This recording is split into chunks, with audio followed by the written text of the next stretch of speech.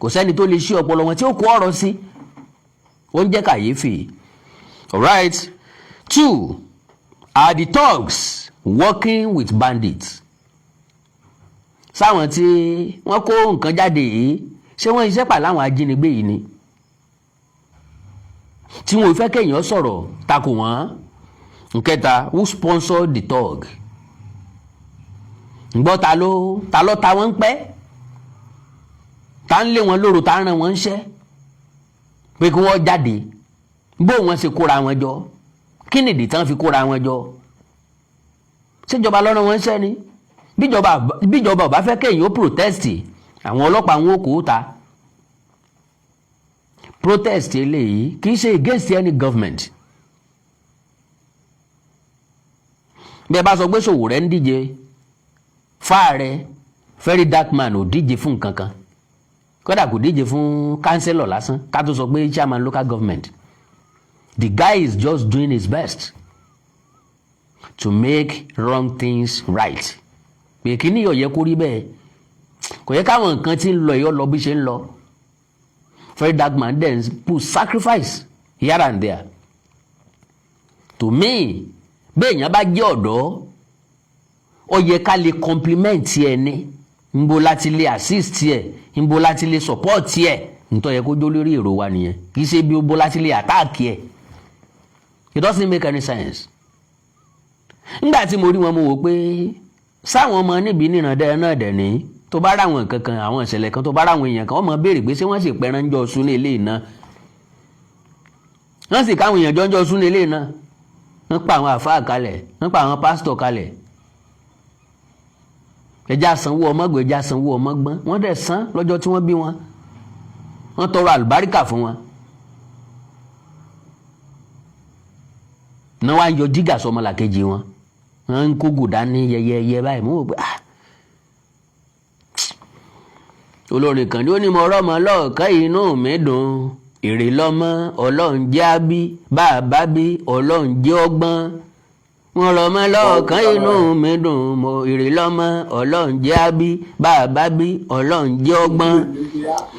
Another question, if the talks are sponsored by the government, then does it mean that the government sponsor bandits too? Bó bá jẹ́ pé ìjọba ńlọ́ta wọn ń pẹ́ lọ́rọ̀ wọn ń ṣẹ́, a jẹ́ pé ẹ ń sóògùn àfẹ́ rí fáyán náà ló sàrìnà kò fà díẹ̀, ẹ ń jẹ́ àwọn ọmọ gbé náà ló ní káwọn kan máa lé àwọn kan kí wọ́n máa dà wọ́n láàmú kí wọ́n má bàa ráàyè béèrè ẹ̀tọ́. Orí tí òṣòro kọ òṣòro gbé.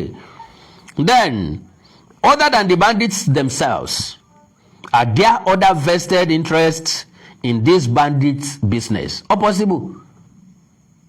Àwọn èèyàn kan lè wà láàrin ìgboro tí wọ́n ráwọn ajínigbé bí wọ́n ṣe ń flaunt owó nínú gbogbo àwọn kìíní burúkú ìlówó lọ́wọ́ o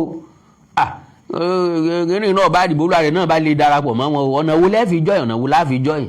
Ó ṣeé ṣe káwọn èèyàn kankan máa ní interest nínú ẹ̀ ká lè fẹ́rù ẹ̀ kú. Àwọn èèyàn kan wà desperate, ẹni ọ̀nà ni wọ́n lè gbà láti rówó, wọn mind.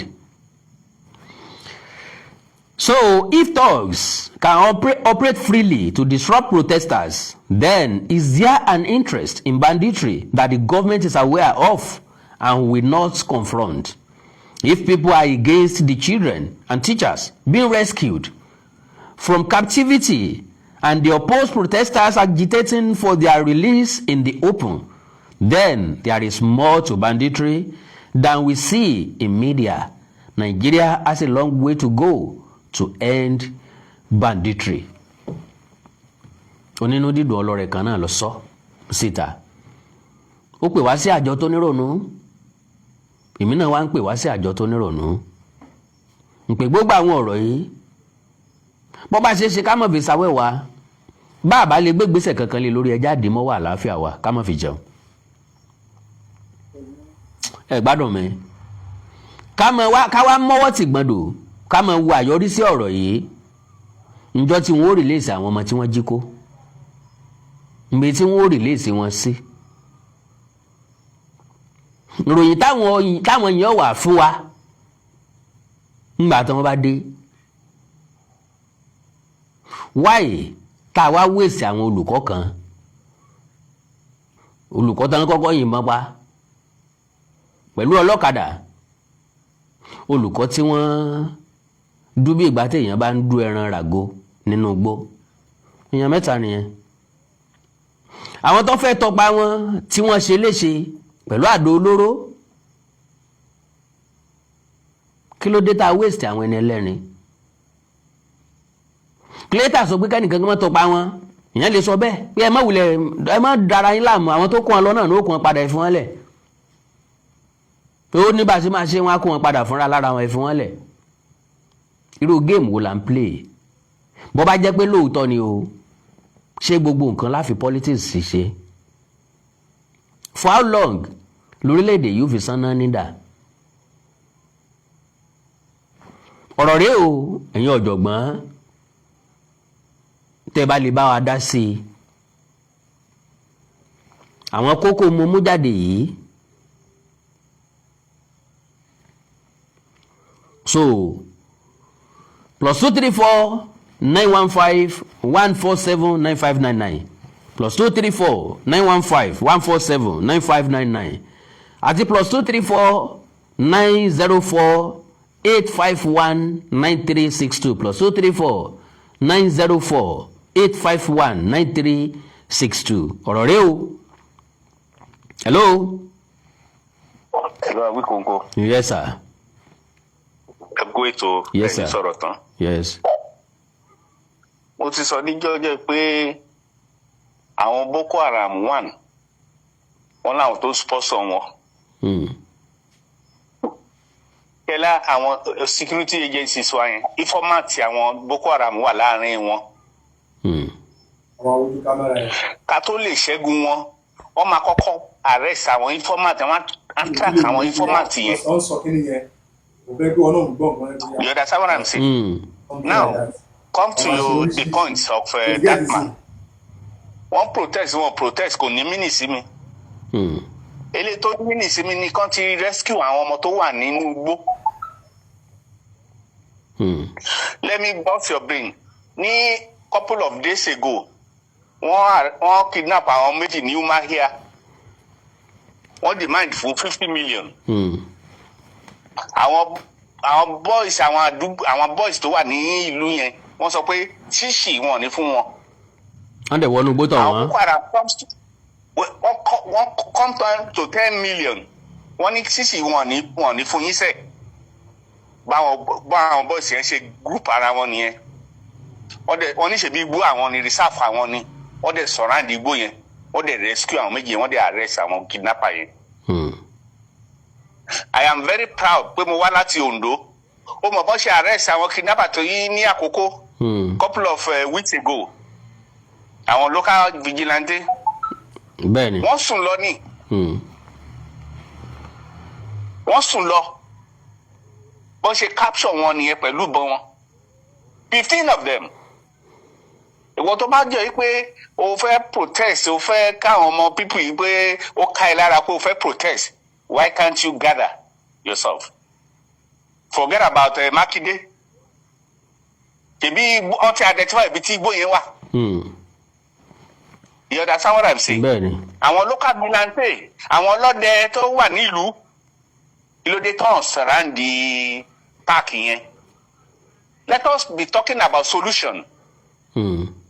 Protest, come protest from now till next year.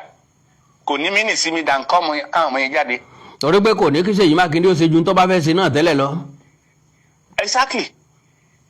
yóò kàn máa fọkàn èèyàn náà balẹ̀ náà ni ẹni sùúrù náà ló máa sọ. òun ṣe pé yìí Mákindé nìkan ló máa ṣe wọn. we are working on it we are on top of the situation. àwọn governors tó máa ṣe wọn after their tenure wọ́n pọ̀. gbogbo àwọn senator tó máa ṣe wọn after their tenure wọn tẹ̀ ní immunity tí wọn wọ́n pọ̀. ta ni ó gbé wọn sẹ́wọ̀n jàre mélòó náà ti gbé sẹ́wọ̀n nígbà tá a ti ń ṣèjọba dádì. Let us be èmi rí àwọn tó ti convict tó ti gbé sẹ́wọ̀n. all right sir. okay ẹni tó kó 210 trillion jẹ 75 years náà fún náà. that's cool man. owó tó yẹ ká fi ṣe ná.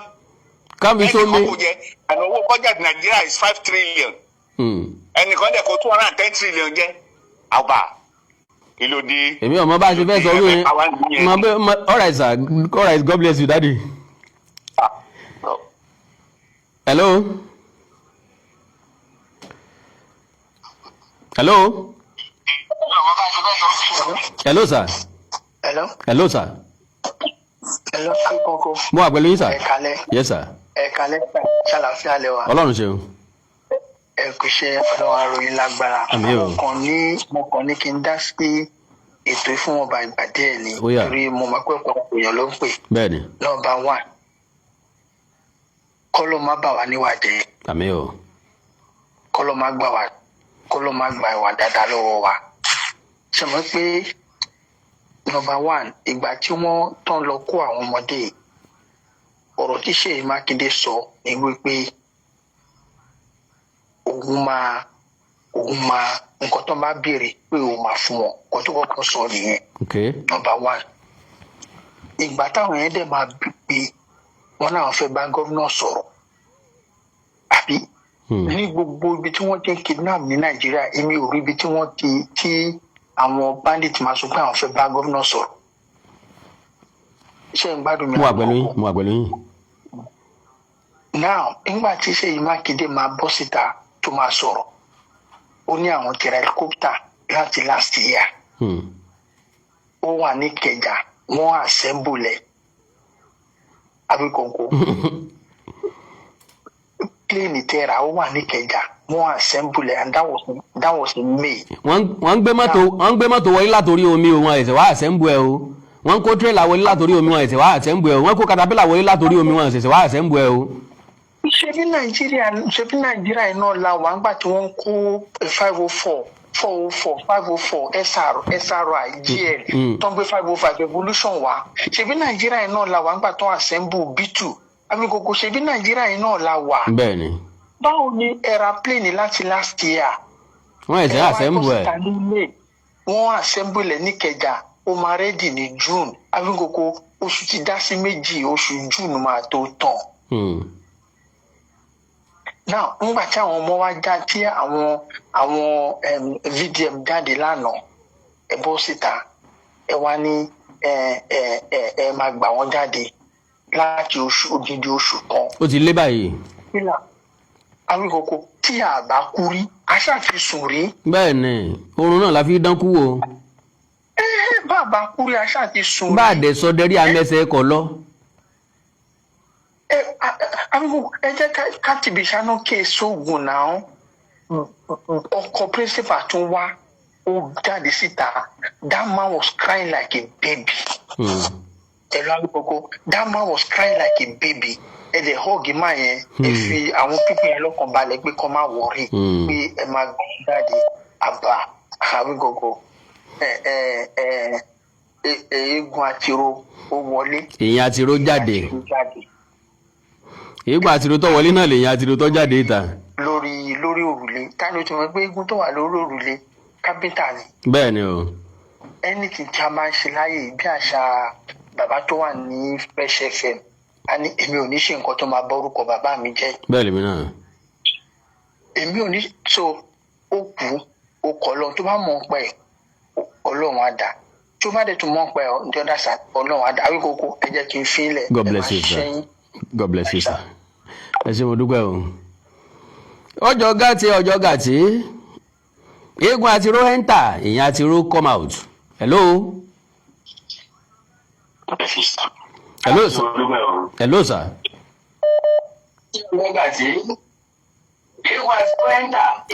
hello sir. hello sir. hello. yeah ibi báyìí lẹ ti lè gbọ́ mi kò ń ṣe lórí ibi tẹ́ ti ń wò mí yẹn o ó máa delay o. ibi náà mo ti ń gbọ́ yín. all right sir mo wà pẹ̀lú yín sir. ṣé bàbá Awíkọ́nkọ́ nìyẹn. bẹ́ẹ̀ ni mo ṣì wà lórí ètò. ẹ ní ṣìṣe lórúkọ Jésù. àmín sir. mo fẹ́ kẹ́ ẹ jẹ́ àti bí wo. all right. mo sì fẹ́ kẹ́ ẹ nóòtù ọ̀rọ̀ mi. ó yé mi. mo gbọ́ nǹkan kan lórí program báyìí náà ni. ok. now àwọn tó ń ṣe mining. ṣé kò ń ṣe pé wọ́n ń fi àwọn irú nǹkan báyìí bójú. nígbà wọn bá parí iṣẹ́ yẹn wọn á wá pò ńbẹ̀ wọn ó tún ọmọ ọlọ́mọ lẹ̀. ṣé kò ń ṣe pé irú iṣẹ́ báyìí ni wọ́n ń ṣe ńbẹ̀? ẹ jẹ́ á ti bẹ̀ wò. ṣé kìí ṣe pé irú nǹkan báyìí wọ́n rí àlùmọ́ọ́nì kan ní sáìdì ibẹ̀ yẹn? àwọn wo ni mo ń ṣerú iṣẹ́ yìí? o láì dárúkọ a ṣàmọṣẹ́ kan mọ àwọn èèyàn kan even bóyá wà nínú ìjọba àbí tán tó dé nínú ìjọba. bẹ́ẹ̀ni. now ẹ jẹ́ àwádìí ṣé kìí ṣe pé àlùmọ́ọ́nì kan wà ní ahoro ẹ̀sìn ẹ̀là tàbí ibi tó súnmọ́ tí wọ́n wá dìfẹ́ǹdì gbogbo àárín yẹn nítorí wípé wọ́n fẹ́ ṣe tí wọ́n bá dẹ̀ ti parí iṣẹ́ tí wọ́n ń ṣe tí wọ́n wú tán wọ́n wá ní wọ́n á dẹ̀ kú mbẹ́. ẹgbẹ́ àti bẹ̀rù. All right, sir. ṣùgbọ́n mo mọ̀ wípé ẹni tó bá máa tú kó máa tú ẹni tó bá máa dè ẹjọ́ máa dè ọlọ́run ó fojú àṣìbí hàn. àmín lágbára ọlọ́run sá. gbogbo wa pátá á wà láyé á wà láàyè ibi ò ní bá wa. àmín sá. so ẹ máa ṣètò lọ ọlọ́run á máa tì yín lẹ́yìn. àmín omi ní wáyé tì o. thank you. All right, sir. ó dàbọ̀ sá. hello. hello. báwí kókó. mo mọ̀ wá pẹ̀lú yín. ẹ wà kálẹ̀ o ẹ kújọ́ mẹ́ta o. àwa ni o. ẹ sọ pé bóyá àwọn gómìnà kan mọ̀ àwọn gómìnà kan mọ̀. ẹ ti gbàgbé program kan tẹ́ ṣe bí ijọ́ mẹ́ta bí ijọ́ mẹ́rin sẹ́yìn tí Borno state governor tó ń kówó fún tó yẹ ó máa sẹ́ndẹ̀ sí Katsina tíyẹn náà máa yọ kọ́ọ̀tì tiẹ̀ kó tó fò fáwọn. ìjọba Zamfara ni gómìnà Zamfara sẹ́ndì owó sí i kó fáwọn ajíye kó fáwọn tó rìpẹ́ǹtì yóò tó gé 20,000 kó ń bẹ̀. nísìnyí gbogbo wọn jáde nísìnyí pé wọn rìpẹ́ǹtì hàn wọ́n ti di rìlíìsì wọn kọ́ rìlíìsì wọn sí ìlú wọn níbẹ̀ nítawà fẹ́ ni wípé ẹni tá a bá mú kò sọ̀rọ̀ ẹ jẹ́ ẹ ṣe bọ́ wọn gbébọn dání ẹ̀yin ò lè gbébọn ọ̀ lè bá bọ̀ mọ́ yín lọ́wọ́ nínú mọ́tò yìí. gbàgbà hàn lè bá ń bì kankan gan. ibi tí gbogbo ọ̀rọ̀ yìí ti dojú rú èèyàn ń da màlúù ó ń gbé AK dání láàrin ìlú ó fi ń da màlúù ọlọ́pàá ò ga dúró. olórí ẹ̀sìn kan wá ní wọ́n fi ń dáàbò bora wọn ni. wọ́n fi ń dáàbò bora wọn. ṣùgbọ́n tèmi bá gbébọn kọ́rùn tí mo fẹ́ lọ sọdẹ wọn ó mú mi pé kí mò ń fìbọn sí. àmú yín àwọn yìí tẹ́ sọ lánàá àwọn tó lọ rọta ọdẹ tó lọ rọta tó lọ ṣe gbogbo ẹ̀. bẹ́ẹ̀ni níbo lábára wọn dé. àwọn ẹni ẹlẹ́ni tá a ti mọ̀ pọ́ dẹ ni wọ́n o. ọdẹ ni wọ́n. a ti mọ̀ pọ́ dẹ ni wọ́n. àní báwo ni àwọn ọlọ́pàá tí ẹ bá rí fídíò ti bí nígbà tó lọ wó ilé ibi káàpù tó wà. ẹ rí pé gbogbo ibi ilẹ̀ kan wà tí koríko wù bẹ̀ mọ́. tó lọ sálálú. tó lọ. wọn àdẹ gbìn kankan bẹ́ẹ̀. gbìn kankan bẹ́ẹ̀. ta ló bá wọn san ta ló bá wọn san ta ló bá wọn wúgi bẹ́ẹ̀. ta ló bá wọn. ẹ rí bó ṣe togi ìdáná. bẹ́ẹ̀ni. tó togi ìdáná síbẹ̀. wọ́n sin wẹ̀nẹ̀ kẹ̀kẹ́. yes. igi ṣe gbẹ síbẹ̀.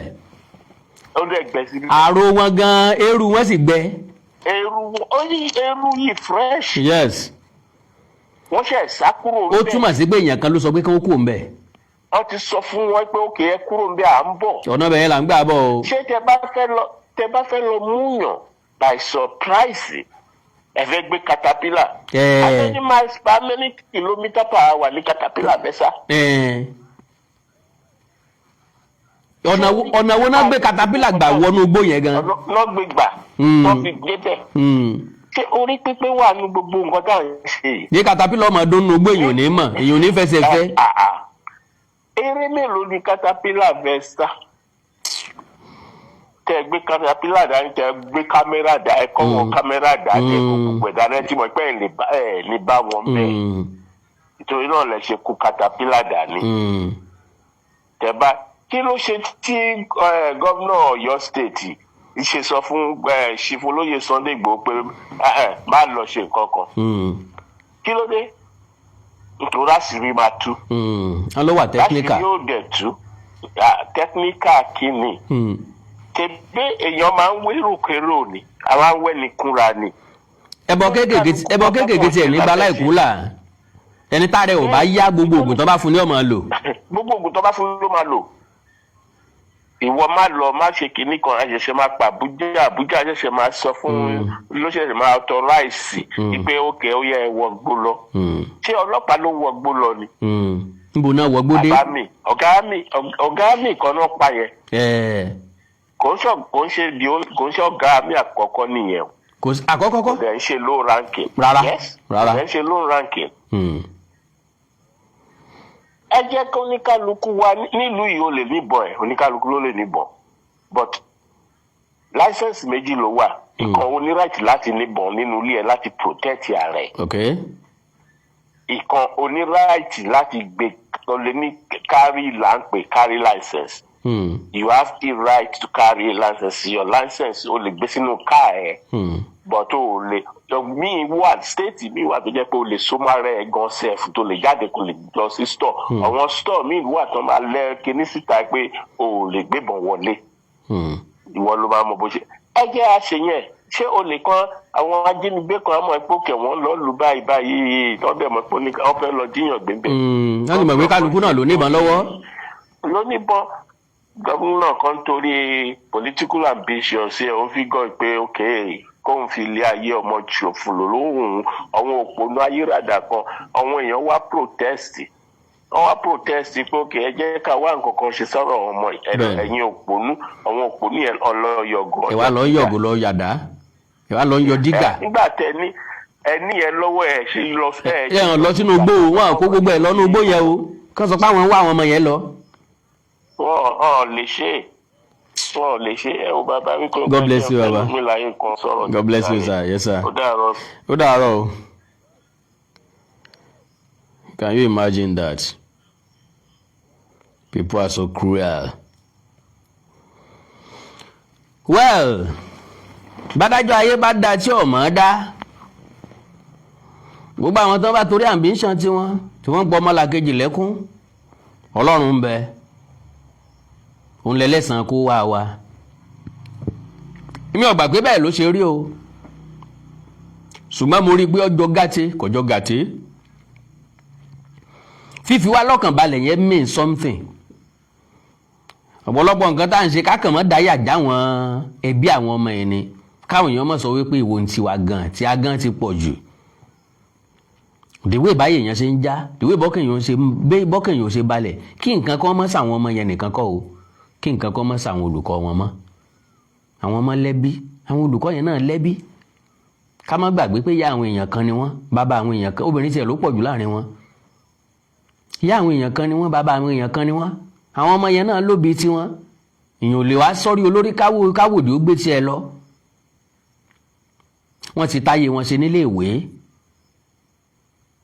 ká má jẹ́ káyé tí wọ́n bàjẹ́ sínú igbó Ọlọ́run nínú àánú ẹ̀ yóò wà pẹ̀lú gbogbo wa o Àkàndọ̀rọ̀ Awíkonko ẹ jẹ́ mọ́ lọ ẹ like follow page mi lórí Facebook Awíkonko TV àti Awíkonko television ẹ subscribe sí YouTube channel mi Awíkonko TV àti Onídèmọdè TV fún Onídèmọdè game show ẹ wá ní nǹkan pàtàkì tẹ́ fẹ́ kájọ sọ já sọ lórí WhatsApp +234 904 851 9362 +234 904 851 9362 ó wọ́n rà pé mo ní kọ́ọ̀lù o ẹ jẹ́ ń gbé o.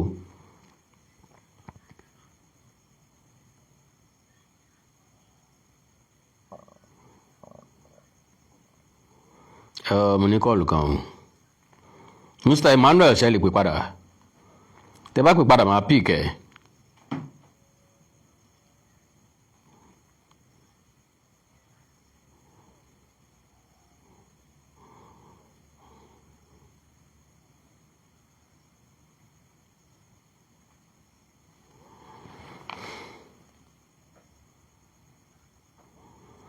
bọ́yọ̀ dẹ̀ ti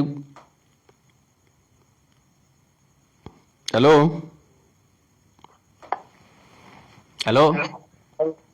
ẹ̀rọ Awíkonko. Yes sir.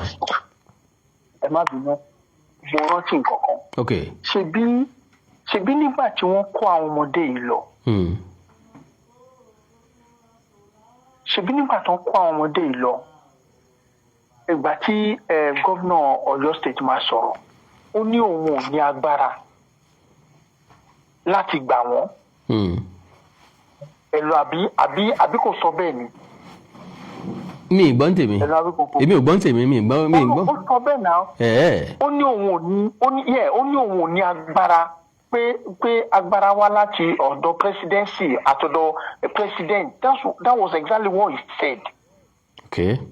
Àwọn èèyàn wá béèrè lórí platform lórí Facebook and others wípé okay kí ni benefit owó security vote issue yẹn.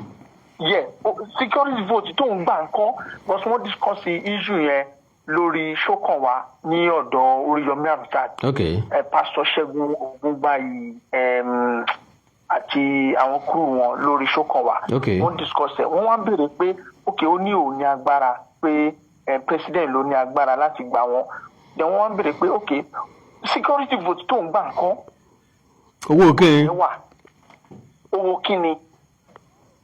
Mo gbọ́ clip kan tí Baba Dami sọ wípé wọ́n halẹ̀ mọ́ òun wọ́n ṣe kíní kan pé ìgbà tó ń tẹ̀lé káàkiri láti ṣe gbá láti ṣàwò. Now Baba Dami ti kọ lẹ́tà sí gọ́vnà Ọ̀yọ́ state wípé òun fẹ́ ṣe nǹkan báyìí òun fẹ́ ṣe nǹkan báyìí òun fẹ́ ṣe nǹkan báyìí. Alọ́lárí àràbọ̀ àgbọ́ anything nípa ẹ̀. You kept mute, you kept silent. Now ìgbà tí fídíò wá jáde lánàá ẹ tún wá set àwọn kan máa yìnbọn. ká máa kó nǹkan jáde. What the largest country? But Abíkókó ẹ má bínú mo fẹ́ béèrè àpọ̀dà kan. Ṣé àwọn gómìnà yìí àwọn tó wà nípò yìí ṣé wọ́n mọ̀ pé kándù làwọn ṣá pé ó máa jó tán? wọn mọ̀ pé ṣápítà làwọn wà pa máa close ẹ̀ tó bá yá. ṣé wọn ò mọ̀ pé kándù ni ìgbà wọn máa jó tán? Like ṣé wọ́n rí lè ní conscience ṣá? wọn ò ní.